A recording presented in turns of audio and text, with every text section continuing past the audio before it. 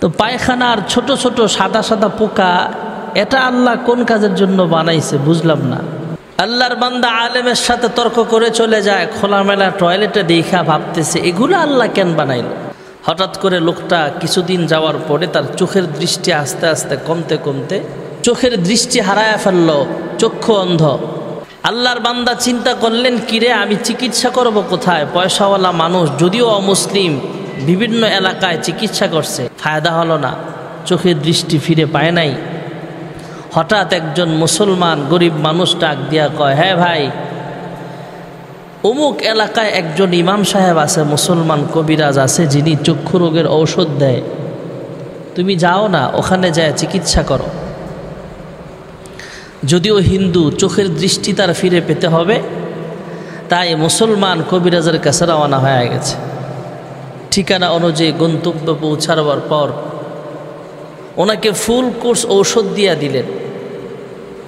এতদিন পর্যন্ত তুমি ওষুধটা খাইবা, ব্যবহার করবা। ফুল কোর্স ঔষধ শেষ হতে না হতে আল্লাহ তাআলা তার চোখের দৃষ্টি আবার পুনরায় ফিরাইয়া দিছেন। সুবহানাল্লাহি ওয়া বিহামদিহি সুবহানাল্লাহিল আযীম। এবার লোকটা মুসলমান কবিরাজের কাছে আবার গেলেন, ডাক দিয়া বলে, হ্যাঁ মুসলমান কবিরাজ, আমি আন্তর্জাতিক মানসম্মত বিভিন্ন ডাক্তারদের দ্বারা চিকিৎসা করলাম, বিভিন্ন এলাকার বড় বড় ডাক্তারদের দিয়ে আমার চক্ষু রোগের চিকিৎসা করলাম, আমার চোখের দৃষ্টি ফিরে পাইলাম না, উন্নতি হলো না চিকিৎসার কোনো, আমার রোগ ভালো হলো না, চোখের দৃষ্টি আমি ফেরত পাই নাই। হ্যাঁ মুসলমান কবিরাজ, এমন কোন ফর্মুলায় ঔষধ বানাইছেন যে ফর্মুলায় ঔষধ বানাইবার পরে এই ঔষধ ফুল কোর্স শেষ না হতেই আল্লাহ তাআলা আমার চোখের দৃষ্টি আবার ফিরাইয়া দিয়েছেন।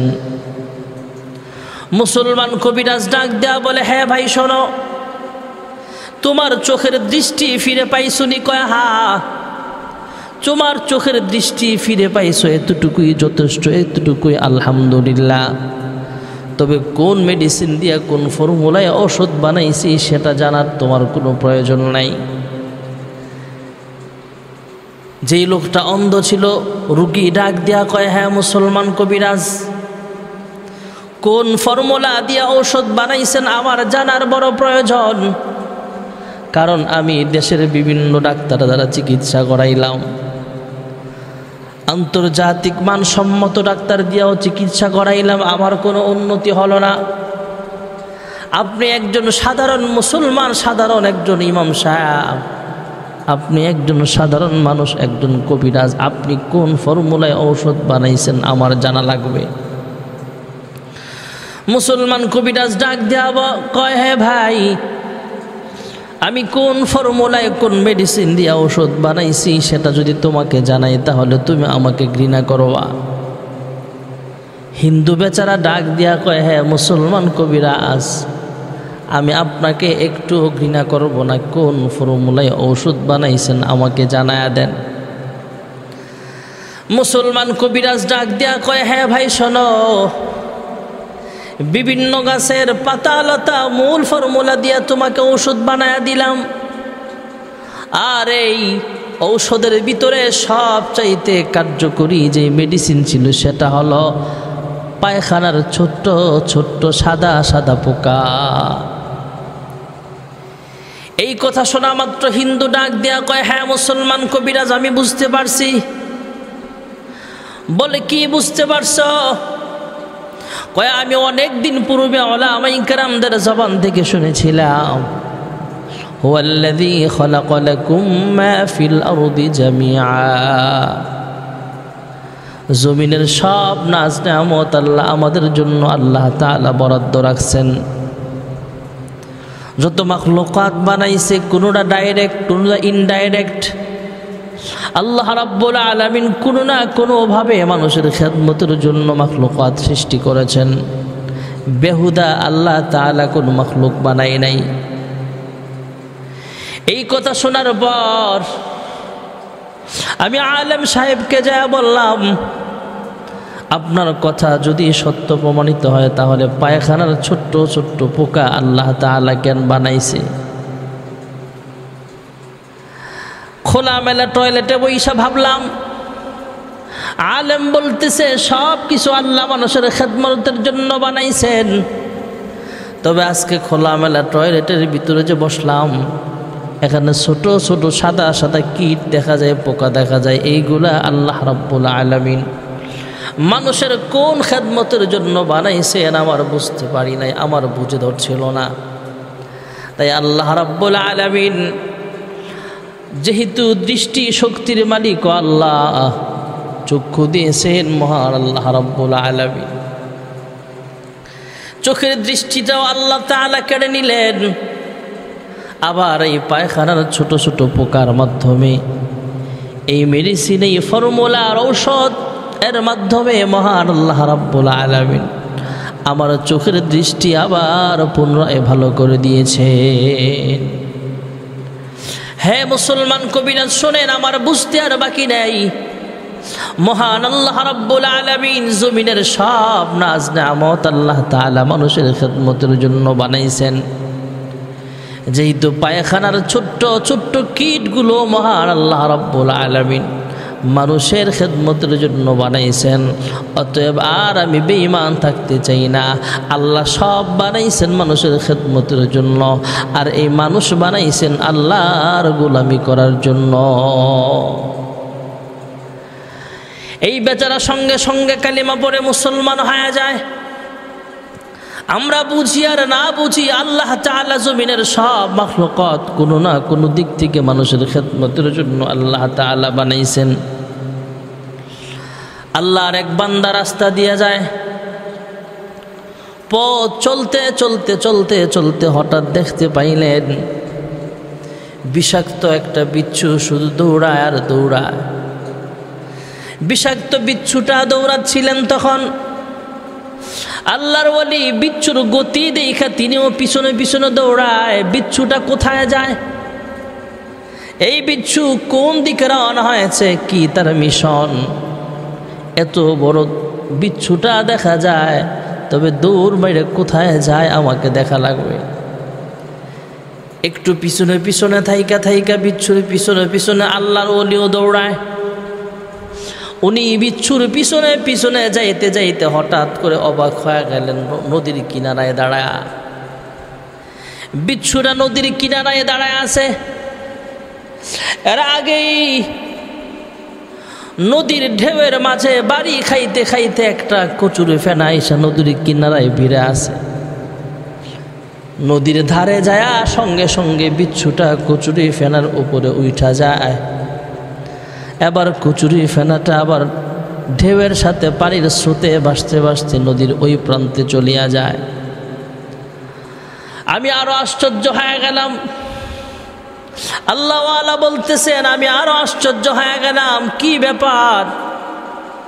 আমাদের নৌকায়, মানুষ বহনকারী নৌকায় যদি বিচ্ছুটা উঠতে চায়, তাহলে মানুষ পিটায়া বিচ্ছুটাকে হত্যা করে ফেলবে, মেরে ফেলবে। মানুষ বহনকারী নৌকার মধ্যে বিচ্ছুটার উঠার কোনো প্রয়োজন নাই। মহান আল্লাহ রাব্বুল আলামিন বিচ্ছুর জন্য নৌকার ব্যবস্থা করে দিয়েছেন। আমাদের জন্য যেমন কাঠের নৌকার ব্যবস্থা করেছেন, আর এই বিচ্ছুটার জন্য মহান আল্লাহ তাআলা কচুরি ফেনাটাকে আল্লাহ তাআলা নৌকা বানায় দিছে। উনিও নৌকা ভাড়া করে নদী পার হলেন, বিচ্ছুটাও কচুরি ফেনার উপরে ভর দিলেন। কচুরি ফেনাটা ভাসতে ভাসতে নদীর ওই পারে যায়। আল্লাহর বান্দাও নদীর ওই পারে চলে গেলেন। বিচ্ছু কচুরি ফেনা থেকে নামছে, দৌড় মারছে। আবার আল্লাহর ওলিও কচুরি ফেনা থেকে যেমন ভাবে বিচ্ছুরা নাইমা দৌড়াচ্ছিল পিছনে পিছনে, আল্লাহর ওলিও নৌকা থেকে নাইমা আবার বিচ্ছুর পিছনে পিছনে আবার দৌড়াতে আরম্ভ করে দিলেন।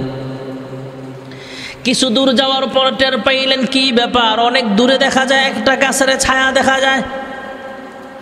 আবার সেই গাছের ছায়ার নিচে একজন আল্লাহর বান্দা, আল্লাহর গোলাম রাখাল এইভাবে ঘুমিয়ে আছেন, আরাম করতেছেন। বিচ্ছুটা সেই গাছের নিচের দিকে রওনা হয়েছে, গাছের দিকে রওনা হয়েছে। আল্লাহর বান্দা চিন্তা করলেন, হায় রে, এই বিচ্ছুটা গাছের নিচে কেন যায়? গাছের নিচে যায় কেন? আমাকে দেখা লাগবে কোন কাজের জন্য আল্লাহ তাকে পাঠাইলেন, কোন মিশন আছে তার। এবারে দেখা গেল বিচ্ছুটার পিছনে পিছনে আল্লাহর ওলিও যায়। হঠাৎ দেখতে পায় বিচ্ছুটা যেই দিকে যাচ্ছে সেই দিকে একজন আল্লাহর বান্দা রাখাল ঘুমিয়ে আছে। গাছের নিচে আল্লাহর বান্দা রাখাল ঘুমায়া যায়, আর এই রাখালের মাথার কাছে একটা বিষধর সাপ, বিষাক্ত সাপ সবল মারার জন্য প্রস্তুতি নিচ্ছিল। ভাইয়ারা আমার, এমনই মুহূর্তে আল্লাহর গোলাম, আল্লাহ ওলি চিন্তা করলেন, হায় রে, দেখা যাক কি হয়। হঠাৎ তাকায় দেখে বিচ্ছুটা আল্লাহর বান্দার দিকে যায়। প্রথম ভেবেছিলেন এই বিচ্ছুটা মনে হয় আল্লাহর বান্দা রাখালকে আক্রমণ করবে, তাই তিনি বিচ্ছুটাকে হত্যা করার জন্য, মারার জন্য একটা মাটির চাকা নিলেন অথবা পাথর হাতে নিলেন, বিচ্ছুটাকে মেরে ফেলবে। এমনই মুহূর্তে পরবর্তীতে তাকায় দেখেন, না না, আমি বিচ্ছুটাকে মারার জন্য প্রস্তুতি নিলাম, পাথর হাতে নিলাম, আমি বিচ্ছুটাকে মারার দরকার নাই। এই বিচ্ছুটাই ওই যে রাখালের মাথার কাছে সাপ সবল দেওয়ার জন্য প্রস্তুতি নিচ্ছিল। বিচ্ছুটা দৌড়ে যায় ওই সাপের মাথার উপরে ওইটা বিষ ঢাইলা দিছে সাপের ভিতরে।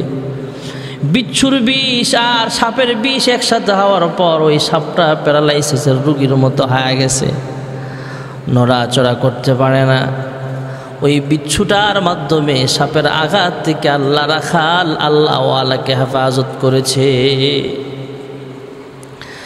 এবার আল্লাহর ওলি মনে মনে গবেষণা করে, হায় রে, প্রথম তো ভেবেছিলাম বিচ্ছুটা কোথায় যায়, এই বিচ্ছুটার মাধ্যমে ও মহান আল্লাহ রাব্বুল আলামিন রাখালের খেদমত করালেন। এই বিচ্ছুর মাধ্যমে সাপের আঘাত থেকে আল্লাহ রাব্বুল আলামিন আল্লাহর বান্দা গোলাম, আল্লাহর গোলাম রাখালকে আল্লাহ তাআলা হেফাজতে রেখেছেন। এই বিচ্ছুর কামড়ের মাধ্যমে সাপের আঘাত থেকে রাখালকে আল্লাহ হেফাজত করেছেন। আবার এই বিচ্ছুটা মহান আল্লাহ রাব্বুল আলামিন যদি চাইতেন আমাদের নৌকায় দিতে পারতেন, তবে আমাদের নৌকায় উঠলে তাকে আমরা মেরে ফেলতাম। মানুষ চলাচলের নৌকায় যদি বিচ্ছুটা উঠে যাইতো তাহলে তাকে আমরা আঘাত করে মেরে ফেলতাম। তাই আল্লাহ তাআলা কচুরি ফেনাটাকে নৌকা বানায়া এই বিচ্ছুটাকে নদী পার করলেন, তথা কচুরি ফেনাটাও মানুষের খেদমত করতেছে। আর এই সাপের বিষ থেকে বাঁচার জন্য এই বিষাক্ত বিচ্ছুর কামড়ের মাধ্যমে আল্লাহ রাব্বুল আলামিন সাপটাকে প্যারালাইসিসের রোগীর মতো বানায়া অবশ করায়া আল্লাহ তাআলা আল্লাহর বান্দা রাখালকে আল্লাহ রাব্বুল আলামিন হেফাজতে রেখেছে। এই জন্য আমরা বুঝি আর না বুঝি, কচুরি ফেনাটাও মানুষের খেদমত করে। এই বিচ্ছুটাও ইনডাইরেক্ট মানুষের খাদেম। কুকুর মানুষের খেদমত করে, বিড়াল মানুষের খেদমত করে, আর আমরা মানুষ আমাদের রবকে চিনি না। মানুষ মানুষের জন্য তবেই তো জীবন ধন্য। এই মানুষ যদি হয়ে যায় অমানুষ, তবেই তো বলে তাকে বন্য। মানুষ মানুষের জন্য তবেই তো জীবন ধন্য। ভাইয়ারা আমার, বন্ধুরা আবার, এক আল্লাহর বান্দা চিন্তা করে, হায়রে, আসমান আল্লাহ তাআলা বানাইছেন, জমিন আল্লাহ তাআলা বানাইছেন, পশু পাখিও আল্লাহ তাআলা আমাদের খেদমতের জন্য বানাইছেন। এই কুকুরটাও মানুষের খেদমত করে, মানুষের সাথে বেঈমানি করে না। পশুরাও তো মালিক চেনে, নত হয়ে যায় তার সামনে। দেখবেন একটা কুকুর যখন তার বাড়ির মালিককে দেখে তখন তার লেজটা গুটায় নেয়, মালিককে সম্মান করে, মালিক চিনে। আর আমরা মানুষ হয়ে আমাদের রবকে চিনে নেই, আমাদের মালিককে আমরা চিনতে ভুল করি। এক আল্লাহর বান্দা পাহাড়ের উপরে দাঁড়ায় চিন্তা করে, হায় রে, এমন সুন্দর বিশাল নীলিমা আসমান কে বানাইছেন? খুঁটিবিহীন আসমান কে বানাইছেন? আমরা জবাব দেই, এই আসমানগুলো আল্লাহ তাআলা বানাইছেন। আল্লাযী খালাকাল মাউতা ওয়াল হায়াতা লিয়াবলুয়াকুম আইয়ুকুম আহসানু আমালা وهو العزيز الغفور الذي خلق 7 سماوات طباقا ما ترى في خلق الرحمن من تفاوت فارجع البصر هل ترى من ফুতুর। মহান আল্লাহ রাব্বুল আলামিন 7 আসমান বানাইছেন। ও আল্লাহর বান্দা চিন্তা করে, আসমান কে বানাইলো, জমিন কে বানাইলো, এমন সুন্দর পাহাড় কে বানাইছে? হে মানুষ, আপনার আমার চেহারা দেখতে কত সুন্দর, আসমান দেখতে কত সুন্দর, জমিন দেখতে কত সুন্দর, পাহাড় দেখতে কত সুন্দর। হে মানুষ, আপনার আমার চেহারা দেখতে কত সুন্দর, না জানি আমার মাওলা দেখতে জানি কত সুন্দর। তোমার সৃষ্টি যদি হয় এত সুন্দর, না জানি মাওলা তুমি কত সুন্দর।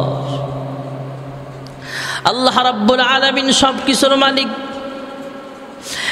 এক বেঈমান খ্রিস্টান চিন্তা করে, বড় বৈজ্ঞানিক মানুষ চিন্তা করে, হায় রে, ব্রেন খাটায় আমরা মোবাইল আবিষ্কার করলাম, মোবাইল বানাইলাম। এই ব্রেন খাটায় আমরা কম্পিউটার বানাইলাম, ক্যামেরা বানাইলাম। এই ব্রেন খাটায় আমরা রোবট বানাইলাম, কত কিছু আবিষ্কার করলাম।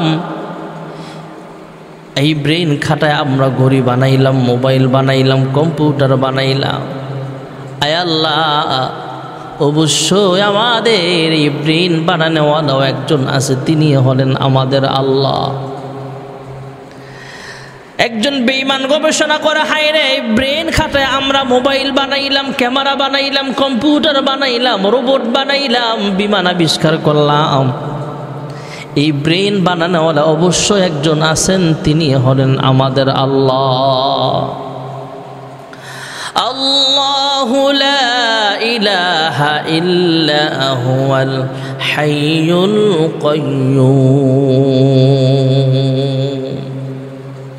আল্লাহ রাব্বুল আলামিন আমাদের সৃষ্টিকর্তা, আল্লাহ আমাদের খালেক। আমরা ঘুমাই, কিন্তু মহান আল্লাহ তাআলা কিন্তু ঘুমায় না। আল্লাহ তাআলা বলে, বান্দা, আমি আল্লাহ ঘুমের মুখাফিক কিনা? তোমাদের জন্য 24 ঘন্টা আরামের ব্যবস্থা আমি আল্লাহ করিয়া দিই। মুসা পয়গম্বর আলাইহিস সালাতু ওয়াস সালাম মহান আল্লাহ তাআলার দরবারে ডাক দেয়া কয়, হে মালিক, আমরা মানুষ কয়েকদিন না ঘুমাইলে অসুস্থ হয়ে যাই, আর আপনি আল্লাহ নাকি ঘুমান না, কি হয়েছে আপনার একটু বলবেন কি?